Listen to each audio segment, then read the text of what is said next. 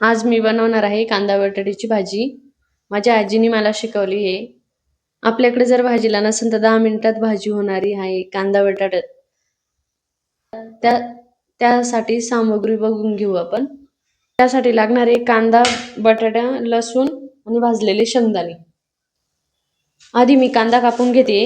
कांदा असं लांब कापायचा आहे. उभा कांदा कापायचा. कांदा असाच कट करून घ्यायचा. भाजीला टेस्ट पण वेगळीच येते एकदम.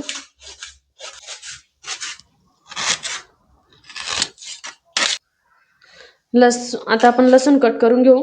लसणाचे 2च तुकडे करायचे. लसूण छान लागतो.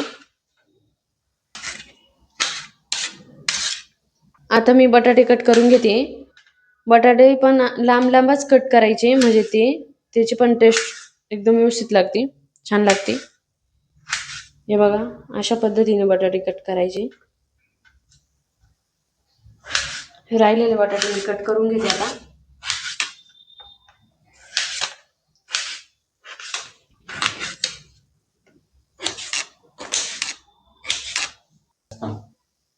बटाटे कट करून झाले माझे. आता हे बटाटे व्यवस्थित धुवून घेते मी.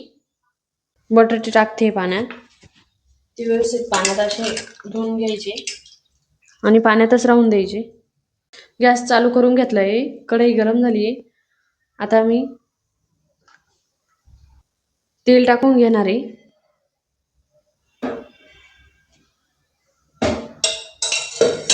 त्यानंतर आपण त्यात कांदा टाकणार आहे. कांदा व्यवस्थित फ्राय करून घ्यायचा.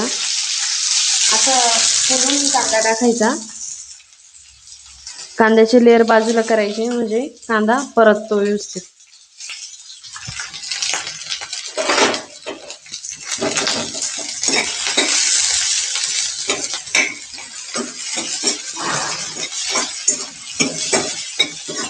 गॅस कमीच ठेवायचा, कांदा जळून नाही द्यायचा.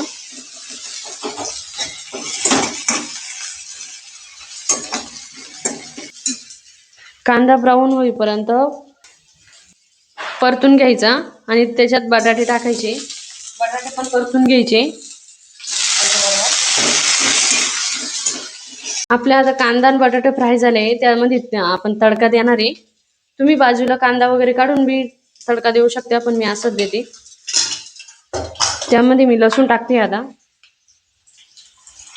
त्यानंतर मी त्याच्यात जिरे टाकणार आहे.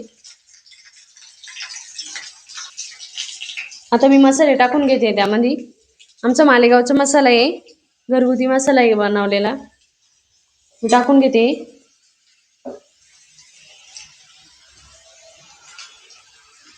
मी कांदा लसूण मसाला टाकलाय, हळद टाकली आहे, लाल मिरची टाकली आहे. तर येण्यासाठी स्पेशल मिरची आहे आणि थोडासा काळा मसाला आपला. गॅस कमीच राहून द्यायचा, म्हणजे मसाला जळून जाणार नाही. आणि व्यवस्थित मिक्स करून घ्यायचा.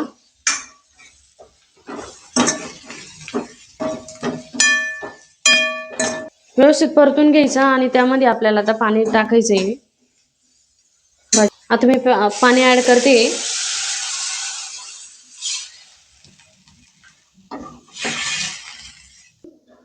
तुम्ही पाणी कमी जास्त करू शकता, क्वांटिटी तुमच्या याच्याने घेऊ शकता.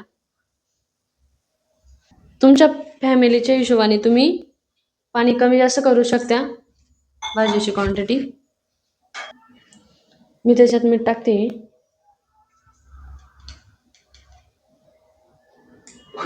तोपर्यंत आपण भाजलेले शेंगदाणे दळून घेऊ.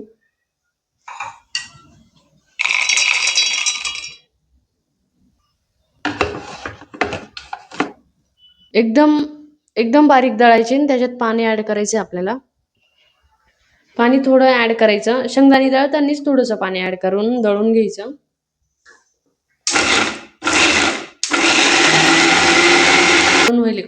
हे बघा, असं दळून झालंय. भाजीला उकळी आली आहे. आपण त्यामध्ये शेंगदाणे ऍड करतोय ना. शेंगदाणे अशा पद्धतीने ऍड करायचे.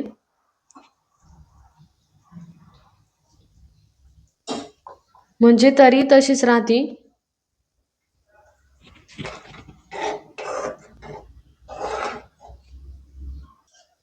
तुम्हाला तरीदार भाजी पाहिजे असन तर शेंगदाणे अशा प्रकारे ऍड करा. वरती बघा कशी तरी आली आहे. बाजरीच्या भाकरीबरोबर एकच नंबर भाजी लागते. तुम्ही नक्की ट्राय करा एकदा. गॅस मिडियमच ठेवायचा म्हणजे तरी पण जात नाही आणि भाजी पण व्यवस्थित होती. तुम्ही नक्कीच एकदा भाजी ट्राय करा आणि कमेंटमध्ये सांगा कशी.